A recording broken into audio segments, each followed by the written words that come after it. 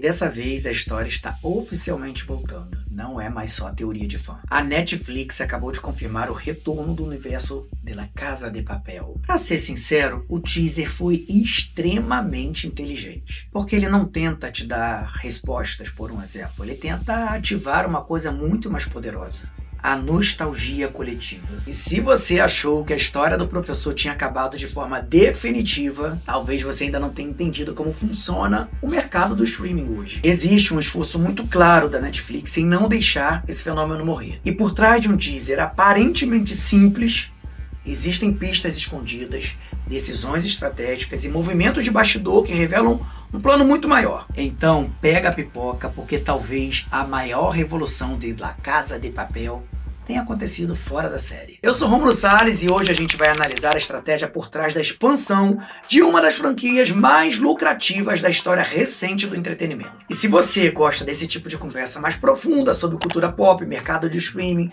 e bastidores da indústria, já se inscreve aqui no canal, deixa o seu like e ativa o sininho, porque é exatamente esse tipo de debate que a gente constrói por aqui. Primeiro a gente precisa entender uma coisa muito importante. La Casa de Papel deixou de ser apenas uma série há muito tempo. Ela virou um fenômeno cultural global. E talvez muita gente hoje nem perceba o tamanho real disso, porque o streaming acelera o consumo e faz tudo parecer muito descartável e muito rápido. Mas se você parar para pensar, pouquíssimas séries conseguiram alcançar o tipo de impacto cultural que La Casa de Papel alcançou. Máscaras, Bella Ciao, macacões vermelhos, frases virando símbolos políticos, fantasia de carnaval, manifestação, TikTok. A série literalmente atravessou a barreira do entretenimento. Ela virou linguagem visual coletiva.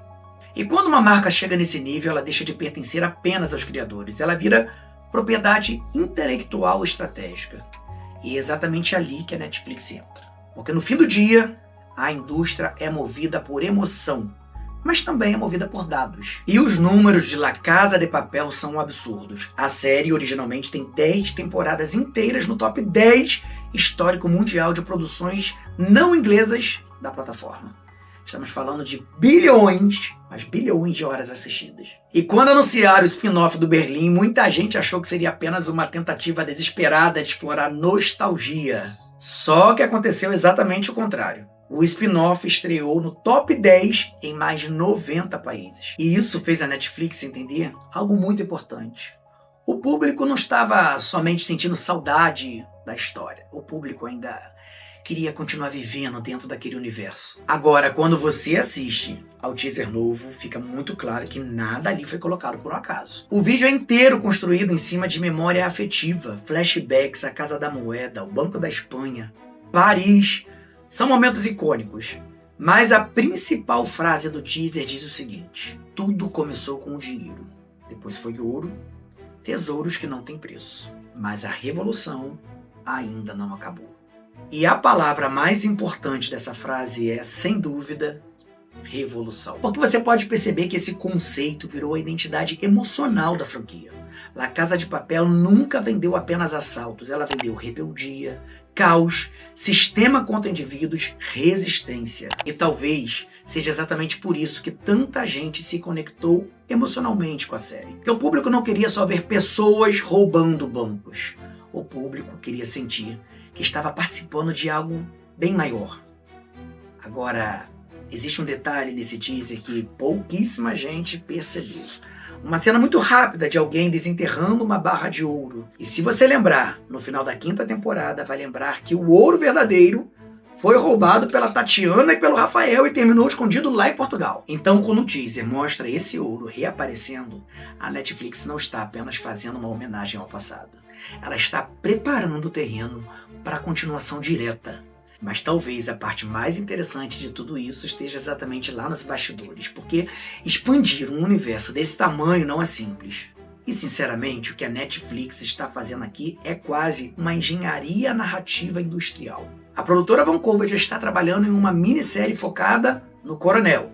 Sim, o homem mais odiado da série inteira. O personagem que carrega o maior segredo do governo espanhol. O fato é que o ouro desapareceu e foi substituído por latão. E aparentemente a série quer explorar justamente o colapso psicológico desse personagem depois dessa derrota. Só que aqui entra o ponto mais importante de todo esse movimento. A Netflix entendeu perfeitamente a lógica dos universos conectados. A Marvel fez isso no cinema. Round Six começa a fazer isso agora no streaming. E La Casa de Papel está entrando exatamente nesse mesmo modelo. Eles estão criando múltiplas linhas narrativas paralelas. Berlim em Sevilha. Tamayo lidando com um segredo de ouro e provavelmente o professor sendo puxado novamente para dentro desse caos. Tudo desenhado para se conectar. Porque a Netflix não quer mais que você acompanhe apenas uma série. Ela quer que você permaneça vivendo dentro de um ecossistema. E honestamente, eu acho isso muito fascinante. E ao mesmo tempo assustador.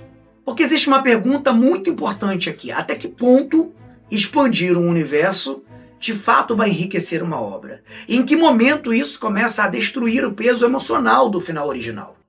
Porque pensa, La Casa de Papel já tinha encerrado, o professor tinha vencido. O ciclo emocional já estava fechado, mas o mercado de streaming moderno não trabalha mais com finais definitivos. Ele trabalha com a permanência de marca. E talvez essa seja a verdadeira revolução que aconteceu dentro da indústria do entretenimento nos últimos anos. Não basta mais criar uma obra de sucesso. Agora é preciso transformar qualquer sucesso em um universo contínuo de consumo.